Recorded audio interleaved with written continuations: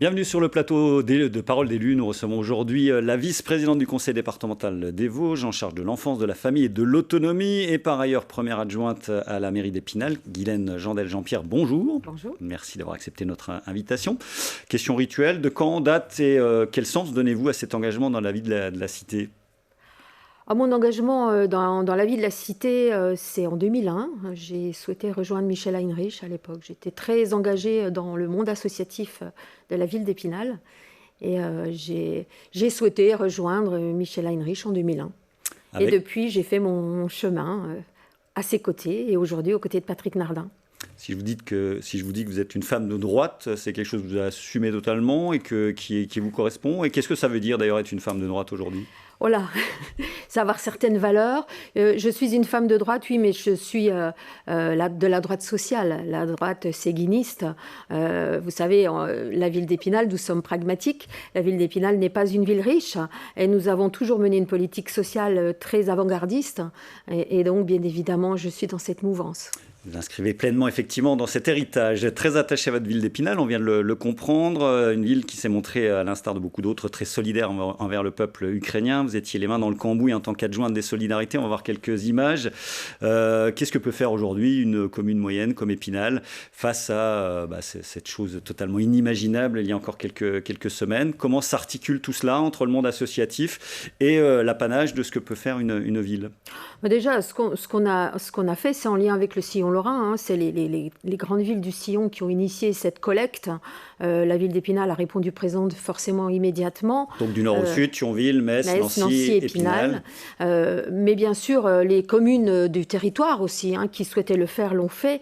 Le but, c'était vraiment de récolter des denrées alimentaires, des produits d'hygiène et des vêtements et des sacs de couchage et couvertures pour les envoyer le plus rapidement possible auprès des Ukrainiens qui étaient déplacés, je dirais, en Pologne ou en Roumanie ou en Moldavie. Donc on voit le camion qui est parti vendredi. Quels sont les besoins aujourd'hui ? Donc on a compris qu'il fallait lever le pied un petit peu sur les vêtements notamment. C'est pas l'urgence, ce sont vraiment les médicaments et les produits d'hygiène ?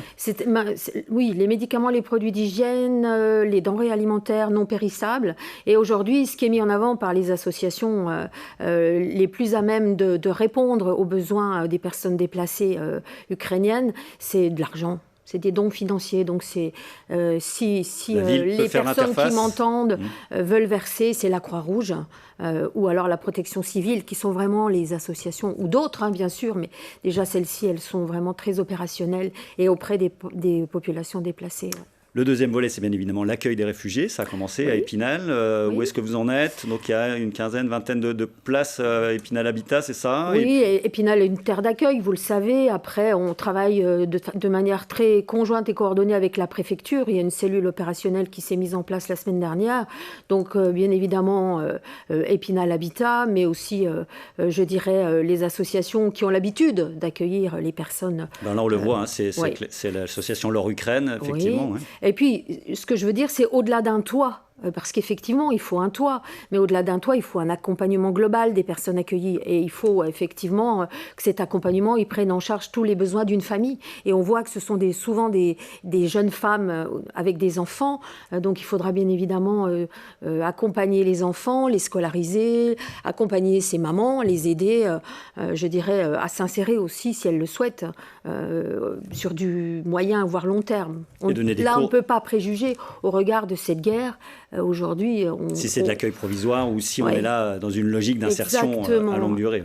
Et je pense que malheureusement, on peut être pessimiste.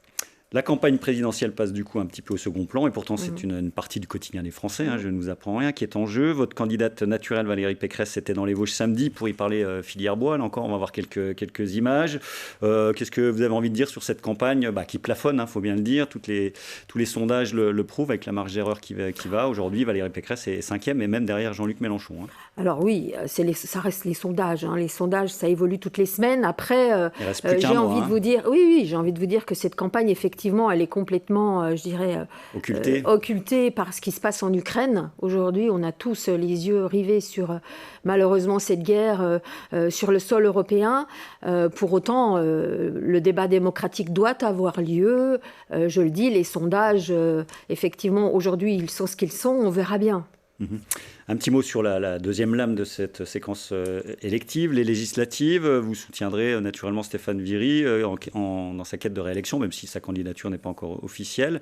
Oui, on en est là, vous n'aurez pas d'autre rôle que celui-là? Ah oui, je serai à ses côtés dans cette campagne électorale, bien sûr. Vous n'avez pas de rôle majeur, vous n'avez pas l'intention de vous mêler à cette campagne de près ou de loin? Non, j'ai juste l'intention d'aider notre député à être élu. C'est clair. Un mot sur vos indemnités. Comme d'habitude, elles s'élèvent à 1 700. Comme d'habitude, on en parle chaque lundi, qu'on soit bien d'accord. Elles s'élèvent à 1 700 € net en tant que vice-présidente du département. S'y ajoute un peu moins de 1 100 € net en tant que première adjointe de la ville d'Épinal. Est-ce que, question rituelle là encore, est-ce que c'est suffisamment attractif selon vous par rapport à un travail dans le privé qui, à compétence égale, vous octroierez un salaire plus important? Où est-ce que vous en êtes par rapport à ça? Est-ce qu'on est bien? Est-ce que c'est équilibré? Je crois que les indemnités, il faut arrêter, je pense, de jeter l'opprobre sur les élus. C'est un travail énorme quand on est élu. C'est un engagement du quotidien, c'est tout le temps. Et il faut le dire aussi, les indemnités, elles viennent compenser la perte de salaire. Puisque quand on est élu, on prend sur son temps de travail pour animer des réunions, assister à des réunions. Et donc forcément, on a le temps de travail qui diminue d'autant et le salaire qui diminue d'autant. Surtout quand on travaille dans le privé, c'est mon cas. Donc l'indemnité, elle est là aussi en partie évidemment, pour compenser cette perte de salaire. C'est ce qu'on appelle le statut d'élu, bien sûr. Exactement. Donc je pense qu'il faut arrêter de taper sur les indemnités des élus. Et puis, c'est tout à fait justifié à mon sens. Un petit mot, pas un grand mot même, sur l'un des grands sujets du moment, le grand âge. Le livre « Les fossoyeurs à ébranler les sociétés privées qui gèrent, certaines sociétés privées qui gèrent les EHPAD ». Votre regard, vous qui avez les mains dans le cambouis, là encore, en permanence sur ces dossiers-là, comment est-ce que vous avez reçu ce livre? J'imagine qu'il ne vous a pas surpris. Et où est-ce qu'on en est aujourd'hui? Que peut-on faire pour améliorer cette logique sociétale majeure? Alors déjà, effectivement, je n'excuse pas ces pratiques qui relèvent de la maltraitance institutionnelle très très grave, c'est gravissime. Après, vous n'êtes pas tombé de votre chaise, je pense pas. Je ne suis pas tombée de ma chaise, pour autant ça interroge énormément. Après, on attend vraiment cette loi grand âge, il faut vraiment qu'elle soit... Enfin, je pense qu'après ces élections présidentielles, il faudra vraiment que cette loi grand âge soit travaillée le plus Macron, rapidement. Oui, pour autant... on l'attend encore. Tous les directeurs d'établissements, d'EHPAD la demandent. Pourquoi? Parce qu'aujourd'hui, on est arrivé au bout d'un système. Aujourd'hui, les EHPAD, ils sont, j'ai envie de vous dire, au bout d'un système où la réponse n'est plus la bonne, parce que... Alors, il y a le privé et le public dans le même... Oui, le privé et le public, parce que arrêtons aussi de jeter l'ensemble aux chiens. Je veux dire, il y a des établissements privés qui font aussi très bien leur travail. Pour autant, ce qu'il faut savoir, c'est qu'aujourd'hui, la moyenne d'âge d'entrée en EHPAD, elle est bien plus élevée qu'avant. Les personnes qui entrent en EHPAD sont des personnes qui ont un niveau d'autonomie extrêmement faible. Sont des personnes, il faut le dire, qui arrivent au bout de leur vie, qui ont donc besoin de soins très conséquents. Et effectivement, la réponse en termes de personnel, elle est énorme. Et ce sont aussi des métiers insuffisantes, et puis ce sont des métiers qui n'attirent plus. Ce sont des métiers qui n'attirent plus parce qu'effectivement, c'est une charge de travail considérable. C'est aussi, je dirais, des soins à la personne qui sont très importants. Donc l'État doit faire un effort considérable. Est-ce que la vulnérabilité peut être du business, entre guillemets, avec tous les guillemets que ça requiert? La vulnérabilité, pour moi, non, ça ne peut pas être un business. Moralement, éthiquement, on ne peut pas l'entendre de cette manière-là. Je pense que sur notre département... Oui, mais voilà, ma réponse, elle est la mienne. Je pense que sur le département des Vosges, on a très peu d'établissements privés. Pour autant, ces établissements, je les connais. Je n'ai pas eu de remontée de dysfonctionnement ou de maltraitance grave. Mais moi, je tiens quand même à saluer les directeurs de ces établissements et l'ensemble du personnel qui font quand même un travail du quotidien qui est très difficile, avec une charge mentale très importante. Et si on veut aussi... en tout cas, avoir la meilleure réponse, il faut aussi saluer ce travail qui est fait par les équipes au quotidien pour donner l'envie aussi à des jeunes de se former et d'aller travailler dans ces maisons. Aujourd'hui, on est face quand même à un enjeu majeur, notamment sur notre département. On sait qu'en 2040, on aura à peu près 45 000 octogénaires. Contre combien aujourd'hui? On en a nettement moins. En 2011, on en avait 23 000. Donc vous voyez, on double en 30 ans. Ouais. En 30 ans. C'est énorme.